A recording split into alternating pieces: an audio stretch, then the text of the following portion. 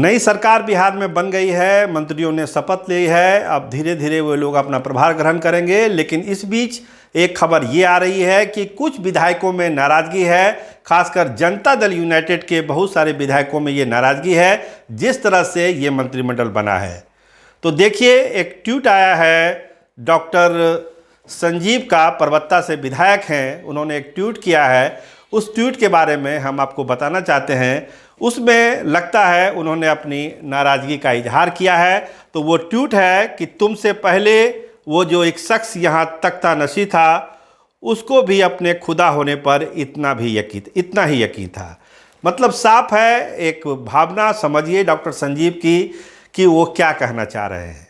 देखिए, जिस तरह से भूमिहार समाज की उपेक्षा हुई है, 2 मंत्री बनाए गए हैं भूमिहार समाज से, और बताया जाता है कि 22-23 कैलकुलेशन की चीज़ है, 22-23 विधायक हैं भूमिहार समाज से। उस रूप में प्रतिनिधित्व कम मिला है भूमिहारों को। इसीलिए भूमिहार समाज के बहुत सारे विधायकों की आज एक बैठक हुई थी और वहीं से ये ट्वीट डॉक्टर संजीव ने किया, जो आपके स्क्रीन पर उनका ट्वीट आपको दिखाई पड़ रहा है। तो देखिए, अगर जाति के आधार पर आप देखें तो जो ये मंत्रिमंडल बना है, इसमें यादव जाति के 8, राजद के 7 हैं उसमें, और जनता दल यूनाइटेड के 1, यानी कुल जमा 8 यादव विधायक हैं, 8 जो मंत्री बनाए गए हैं। इसके अलावा जो सबसे कम प्रतिनिधित्व है वो कुर्मी का है, जो 1 मंत्री बने हैं, आप ये समझ सकते हैं। 6 दलित बनाए गए हैं, 3 राजपूत बनाए गए हैं, भूमिहार के बारे में हम आपको बता चुके हैं, 2 बनाए गए हैं, ब्राह्मण 1 हैं, कुशवाहा 3 हैं और मुस्लिम 5 हैं। देखिए, जात के आधार पर जब अब बिहार में राजनीति होती है तो जात के आधार पर भी बहुत सारी चीज़ों का विश्लेषण किया जाता है। हालांकि सब लोग चाहते हैं कि जात के आधार पर नहीं, योग्यता के आधार पर ही मंत्रिमंडल बने और देश और राज्य चले। लेकिन बिहार का जो सामाजिक ताना बाना है उसमें आज के तारीख पे भी जात एक सच्चाई है जिसको इग्नोर नहीं किया जा सकता है।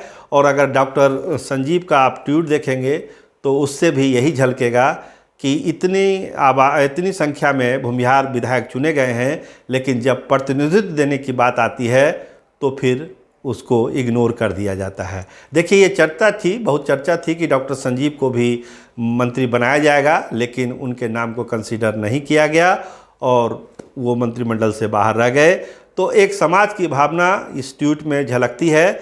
इसके अलावा जो और विभाग बटे हैं, उस विभाग को लेकर भी कहा जा रहा है कि सभी मंत्रालय के जो पदभार है, जब तक ग्रहण नहीं कर लिए जाते हैं मंत्रियों द्वारा, तब तक ये कहना बहुत मुश्किल है कि ये सरकार जो है बहुत स्मूथली आगे फंक्शन करती रहेगी।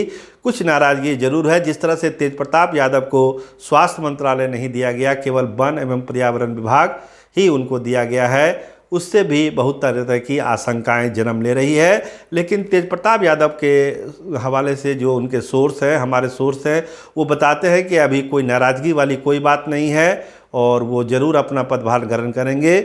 लेकिन चर्चा और अटकलों का बाजार गर्म है कि क्या केवल वन एवं पर्यावरण विभाग लेकर तेज प्रताप संतुष्ट हो जाएंगे, जबकि तेजस्वी यादव के जिम्मे 4 बड़े मंत्रालय हैं, डिप्टी सीएम तो वो है ही।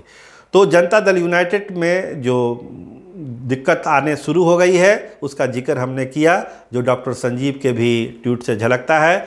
इसके अलावा राजद में भी कुछ चल रहा है।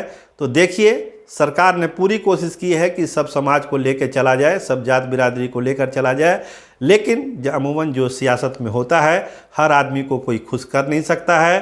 तो उसका जो साइड इफ़ेक्ट है वो अब धीरे धीरे दिखना शुरू हुआ है। कैमरामैन रामनंदन के साथ मैं सरोज सिंह, धन्यवाद, नमस्कार।